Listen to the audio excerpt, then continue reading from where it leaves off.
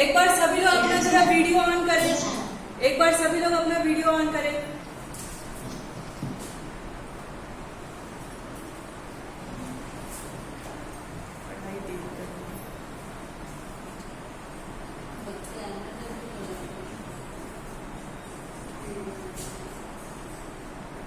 Very good सब लोग।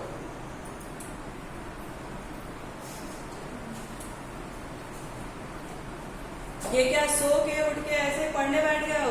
Fresh होके नहीं, तैयार होके नहीं, जैसे आप क्लास अटेंड करते हो वैसे नहीं? तो आपका मन कैसे लगेगा पढ़ने में?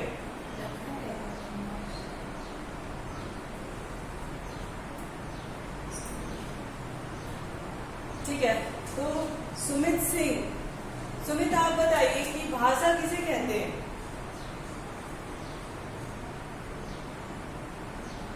सुमित,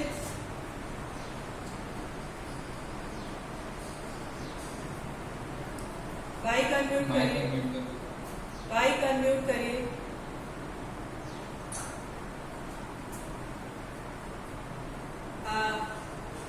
अपनी माइक अनम्यूट करो बेटा। मुझे लग रहा है कि सुमित तक मेरी आवाज नहीं जा रही है। खुशी कुमारी,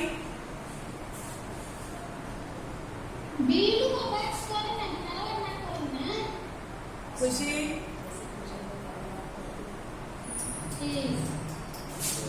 खुशी कुमारी,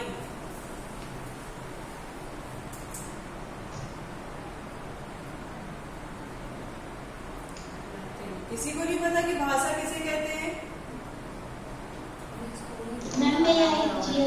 हाँ जिया बताइए, आप बताइए जिया। भाषा का साधन है जिसके द्वारा हम अपने विचारों को अधिक बता सकते हैं। हाँ, भाषा वह माध्यम है जिससे हम अपने भावनाओं को, अपने विचारों को, अपनी बातों को बोल करके, लिख करके और संकेतों के माध्यम से बता रहे हैं, है ना? भाषा वो माध्यम है। ठीक है, बोली किसे कहते हैं बच्चों?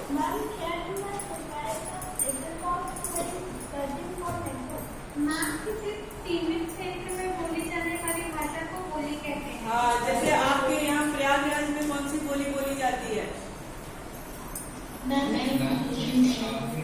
नहीं, प्रयागराज की बोली अगर कोई पूछे तो कौन सी बोली है? अवधी है हमारी बोली, है ना? प्रयागराज क्षेत्र से हर क्षेत्र की अपनी बोली जाने वाली अलग अलग बोली है।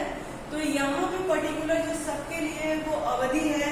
ऐसे तो आप भोजपुरी भी कह सकते हैं, पूर्वी भी कह सकते हैं, बाकी भी, यानी जिनके एरिया में, जिसके क्षेत्र में जिस तरह की बोली बोली जाती है, जिस तरह से आप अपने भावनाओं को व्यक्त करते हो, जिस किसी भी माध्यम से, जिस किसी भी भाषा से, उसी को हम क्या कहते हैं?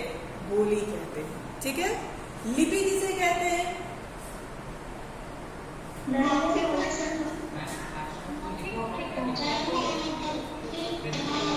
कोई एक बोलेगा, एक कोई बोलेगा, जिसका भी नाम लिया जाएगा वो बोलेगा रविकांत। रविकांत,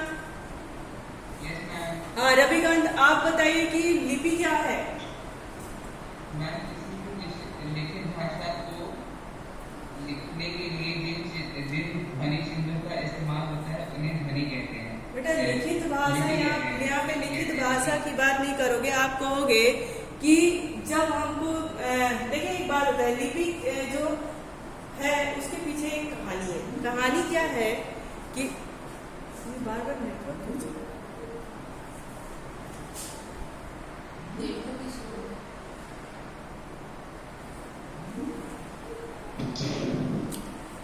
समझ में आया? तो देखिए देवनागरी लिपि। अब देखो बहुत साल पहले जब हम अस्तित्व में आए, दुनिया में आए, और हमें लगने लगा कि भाई हम आ तो गए। सुमित सिंह आप अपना कैमरा ऑफ करिए बेटा। सुमित सिंह कैमरा ऑफ करिए। सुमित कैमरा ऑफ करो।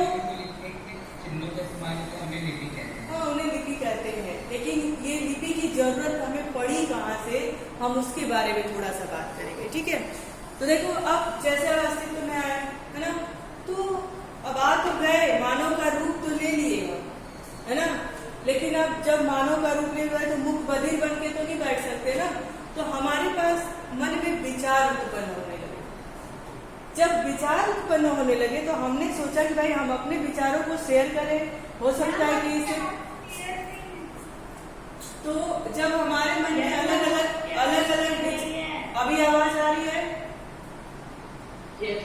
हाँ, तो जब हमारे मन में विचार आने लगे तो हमने सोचा कि भाई अब हमारे पास विचार तो आ गए, चलिए हम उसको अपने विचारों को लोगों से बांटना शुरू करें। ठीक है, तो हमने क्या किया, उसको बांटना शुरू कर दिया, लोगों से शेयर करना शुरू कर दिया, तो हम और भी प्रगति उन्नति की तरफ बढ़ना शुरू हो गए। ठीक है, यहाँ बात हो गई। फिर उन्होंने कहा कि भाई हम कब तक बोल करके, है ना, अपनी बातों को, अपने विचारों को लिखेंगे, और हम बोल के लिखेंगे, बोलेंगे और बोल के अपने विचारों को लोगों से बताएंगे, तो भाई ये थोड़े समय के लिए होगा। हम जिसको बोलेंगे सिर्फ उसी को समझ में आएगा, है ना, इसका कोई साक्ष्य नहीं होगा। साक्ष्य अर्थात प्रमाण, इसका कोई प्रमाण नहीं होगा। तब लोगों को ये जरूरत महसूस हुई कि भाई अब हमारे पास लिखने के लिए भी कुछ होना चाहिए। हम कहीं भी लिख करके रख दें अपने विचारों को, कि हमारी आने वाली जो पीढ़ियां हैं उस विचारों से अगर सहमत हो तो उसी ढर्रे पे काम करना शुरू करें, है ना। और भाई मान लो अगर हम लिख नहीं पाते तो हम जो पहले की कहानियां हैं वो हम कैसे बताते लोगों को, हमारी हिस्ट्री कैसे आगे जाती, प्रागैतिहासिक काल से ऐतिहासिक काल में हम कैसे आते, नहीं आते ना। तब उनको जरूरत पड़ी कि नहीं, अब तो भाई मुझे लिखना भी है ना। तब देवनागरी लिपि की बात हुई। देवनागरी लिपि से क्या हुआ कि चिन्हों का जो वर्ण आपको मिले हैं ना, जो अक्षर आपको मिले हैं, वो देवनागरी लिपि से। तो देवनागरी लिपि मतलब भाषा को लिखने के लिए चिन्हों का काम किया। हाँ बेटा, सबसे पहली लिपि देवनागरी की। सबसे पहली लिपि तो ये तो मतलब सबसे पहले देखो हमारे अस्तित्व में संस्कृत, भाष शब्द से संस्कृत की उत्पत्ति हुई, फिर देवनागरी लिपि आई, है ना, जिसको देवों की बाणी कहा गया है। तो संस्कृति तो था ना सर्वप्रथम हमारे उसमें। आवाज आ रही है? संस्कृत, हाँ, तो संस्कृत। अभी देवनागरी लिपि की जब बात होती है, इसीलिए संस्कृत, हिंदी और मराठी इसकी क्या है, देवनागरी लिपि में लिखी जाती है। ठीक है, तो देवनागरी लिपि ने क्या किया, हमें चिन्हों को निर्माण दे दिया। ठीक है, कि ये क हो गया, ये अ हो गया, तब हम पहचानने लगे, मतलब वहीं से, है ना। और उस वर्णों को जोड़ जोड़ करके हमने शब्द बनाने शुरू कर दिए, और वही जो है शब्दों के माध्यम से हमारे विचार क्या हुए, लिखित रूप में आने लगे। ठीक है, तो ध्यान रखिएगा, देवनागरी लिपि जो है हिंदी, संस्कृत और मराठी, इन तीनों भाषाओं की देवनागरी लिपि है। ठीक है, अच्छा, पंजाबी की लिपि क्या है? गुरुमुखी है। और हाँ, तो ये आप लोग लिपि याद रखना कि हिंदी की क्या है, संस्कृत की क्या है, मराठी, पंजाबी, उर्दू, है ना, एक अंग्रेजी, इन सब की लिपि क्या है, ये हमेशा आप याद रखना। और लिपि किसे कहते हैं ये आपको पता चल गया। कौन बताएगा? पूनम बताएंगी कि लिपि कहते किसे है। हाँ, पूनम बताएंगी। पूनम की लिपि कहते किसे है बेटा?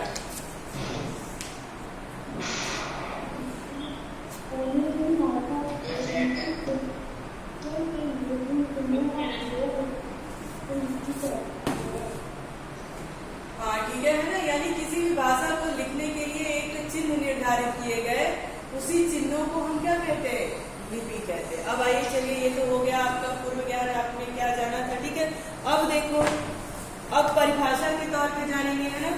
तो देखिए, भाषा की परिभाषा, भाषा विचारों के पारस्परिक आदान प्रदान का साधन है। ठीक है, वो आप जानते हो। अब मान लो आप ही के मन में कोई विचार, जैसे अभी किसी के मन में कोई विचार आया था कि मैम सबसे पहले क्या हमारी देवनागरी ही लिपि थी, सबसे पहले क्या हमारी भाषा संस्कृत थी, या आपके विचार थे। ठीक है, तो क्या किया आपने, अपने विचारों का आदान प्रदान किया, है ना। आप जब अपने दोस्तों के साथ बैठते हो, घर में बैठते हो, कुछ भी करते हो, कुछ खेलते हो या फिर कोई एक्टिविटी करते हो, करते समय आपके दिमाग में कुछ विचार आते हैं कि क्यों ना हम इसको ऐसे नहीं ऐसे बना दें, क्यों ना इसको हम ऐसे नहीं ऐसे याद कर ले, है ना, ऐसे पढ़े तो और आसान हो जाएगा, ऐसे करें तो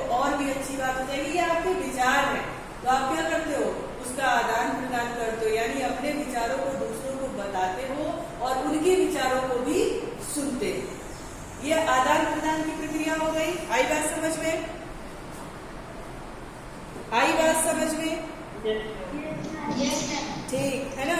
तो क्या करते हैं, जिस साधन के द्वारा मानव बोलकर लिखकर अपने विचारों को दूसरों पर प्रकट करता है तथा सुन व पढ़कर दूसरों के विचारों को समझता है, उसे हम कहते हैं भाषा। ठीक है। अब भाषा के कितने रूप होते हैं? भाषा के ऐसे तो मतलब सामान्य साधारण तरीके से हाँ बेटा ठीक है। भाषा को मतलब साधारण तरीके से तो आप जानेंगे तो भाषा के 2 रूप होते हैं, परंतु 3 रूप भी होते हैं। कौन कौन से? मौखिक होता है, लिखित होता है और सांकेतिक होता है। ठीक है। सांकेतिक भाषा, मौखिक भाषा किसे कहते हैं? जब हम बोल करके अपने विचारों का आदान प्रदान करते हैं। और लिखित भाषा किसे कहते हैं? जब हम अपने विचारों का आदान प्रदान लिख करके, है ना। आप जैसे मान लीजिए आप स्कूल में आते हो, किसी दिन आप बीमार हो जाते हो तो प्रिंसिपल सर को इन्फॉर्म करना होता है। आप लिखित एक एप्लीकेशन लिखते हो ना कि सर मैं बीमार हूँ, आज मैं स्कूल नहीं आ सकती, आप चाहे जितना बुला लो, ऐसा बोलते हो कि नहीं? अब लिख करके हाँ, तो इसको हम कहते हैं कि हम अपने विचारों के, अपने भावनाओं को, अपने बातों को जब लिख करके प्रकट करते हैं। ठीक है।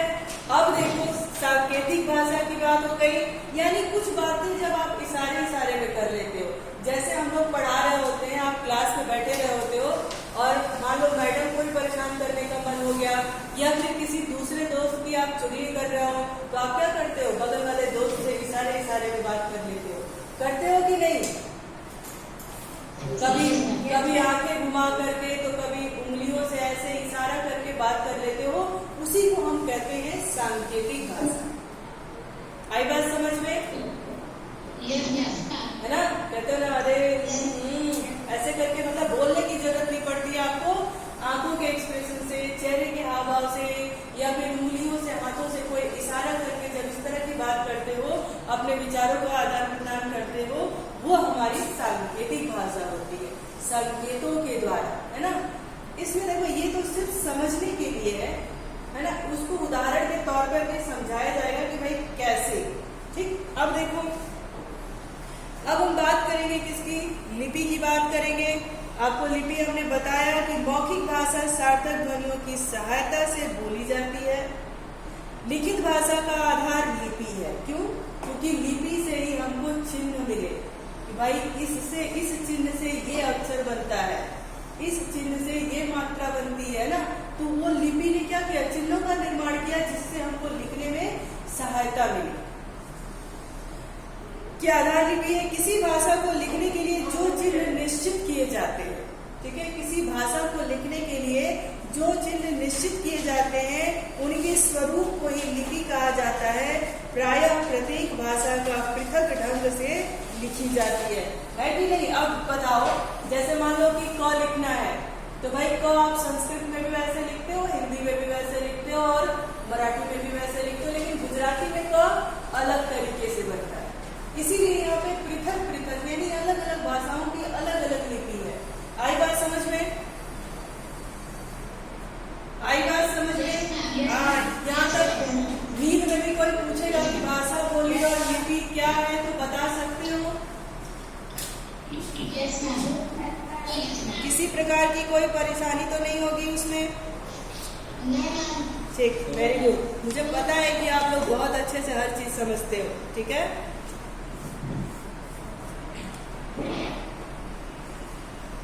अब देखो, लेकिन एग्जाम में अगर हमें तो 2 ही लिखने होंगे ना, वो एक होता है लेकिन लिखा तो 2 ही जाता है ना। बेटा देखो, जैसे 7th तक तो हमें, अगर आपके बुक में अगर 3 भी लिखोगे तो ये गलत नहीं होगा। ठीक है। 3 भी लिखोगे तो ये गलत नहीं होगा, लेकिन अगर आपके बुक में अगर 2 ही की चर्चा की गई है तो आप 2 लिखना, लेकिन अगर 3 भी लिखोगे तो ये गलत नहीं होगा। आई बात समझ में?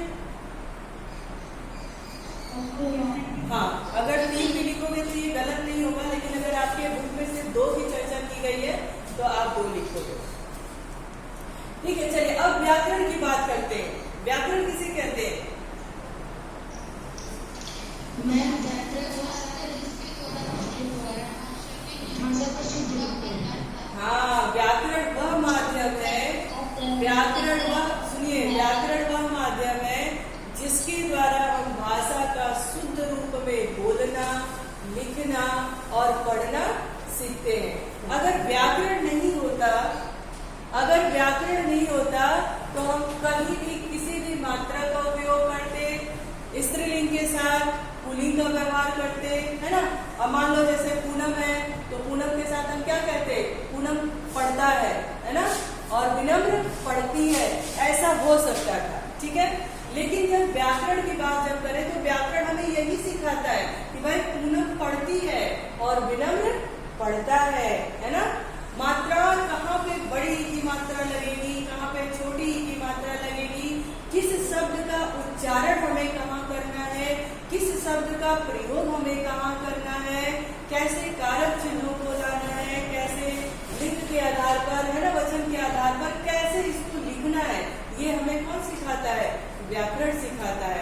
अगर व्याकरण नहीं होता, व्याकरण ने हमें ये नहीं सिखाया होता, तो जो आप कॉपी में आंसर लिखते हो तो कभी मात्रा के रूप में, कभी किसी रूप में हम उसमें कोई गलतियां नहीं निकालते। तो व्याकरण हमें क्या सिखाता है? भाषा का शुद्ध। हाँ, व्याकरण हमें क्या सिखाता है? व्याकरण हमें सिखाता है कि भाषा को शुद्ध रूप में लिखना, पढ़ना, बोलना, है ना, वो हमें व्याकरण सिखाता है। व्याकरण के द्वारा ही हमें पता चलता है कि ये सही लिखा है या गलत लिखा है। नहीं तो हम क्या कर देते?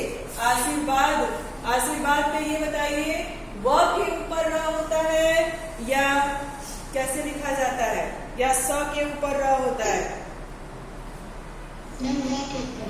हाँ, तो आपको पता है ना ये किसने बताया है? ये आपको व्याकरण ने बताया है, ठीक है। अच्छा बताओ, फूल के ऊपर बड़े ऊ की मात्रा होती है या छोटे ऊ की मात्रा होती है? ये आपको कौन सिखाता है? हाँ, ये हमें कौन सिखाता है? व्याकरण सिखाता है। अच्छा, आपको स्क्रीन दिख रहा है क्या? व्हाइट बोर्ड दिख रहा है? नहीं दिख रहा है। कौन बोला दिख रहा है? ठीक है। तो व्याकरण हमें क्या करता है? भाषा को शुद्ध रूप में लिखना, पढ़ना, बोलना, ये सारी चीजें हमें सिखाता है। बार बार तो यही कर रहा है।